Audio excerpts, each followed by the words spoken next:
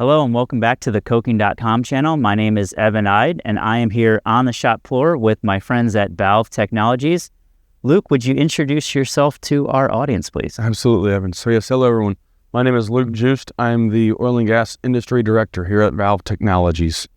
So we are here and they were nicely for us set up a delayed coker valve specifically here. And we're going to be focusing on the stem assembly in this video today. So we're going to learn about all things stem related. So give us just kind of a 30-second discussion about what are all these pieces and parts here. Yeah, absolutely, Evan. So first you see the obvious being our stem with the bolts, nuts, the Belleville springs helping to provide the live loaded packing, and then the gland that they apply that live load to, compressing the packing in our stem sealing arrangement. So one of the things you'll notice about this configuration versus some of the other ones that people might be familiar with, there's no steam purges on this assembly. Correct. So in our design, there is no positive pressure steam required for the purging in the packing area. If you look at the inside of the valve in a cutaway, you'll see that the stem actually seats against the shoulder. Okay. And the packing then sits on top of that shoulder. Okay. And so we don't require the steam to provide the added pressure or live loading for that packing and that design. Okay. So, unfortunately, it is a reality that sometimes packings leak. That's just the nature of valves over time. How can the field operator or perhaps some, machinist inspect this assembly to see if everything is working as it should? Yeah, absolutely. So what we oftentimes provide is after the valves are coated, we'll put some dabs of paint here in a line to show the alignment of the bolts and nuts and where they are on the gland here itself to show that it's still maintaining that position where we initially torqued and left the shop. You set up at the factory. I think this is a really important point for people in coker land to be aware of, especially as it pertains to the drum inlet side assembly.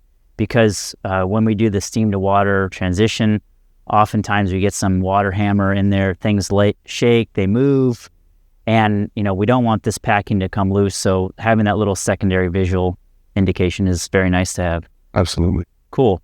Well, so if you could focus a little bit, let's maybe step around to the side here.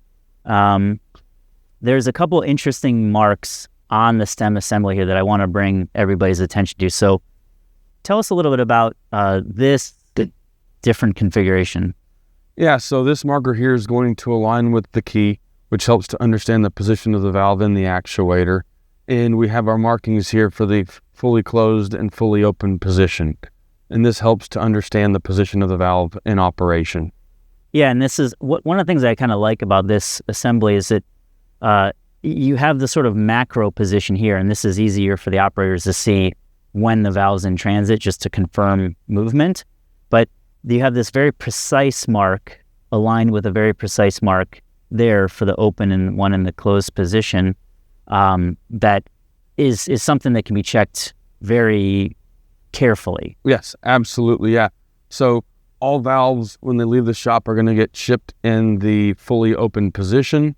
In our assembly procedure, the ball gets loaded in the closed position is the way that the ball gets loaded into the valve. Okay. And so then when they get opened, they get operated into the open position. This is how all the valves ship. Okay. And so ensuring that they are still in that fully open position when you receive them is going to help ensure the integrity of the valve when you receive it. So this is something that can be checked visually externally, but then also can be checked internally. Correct, through bore. Perfect.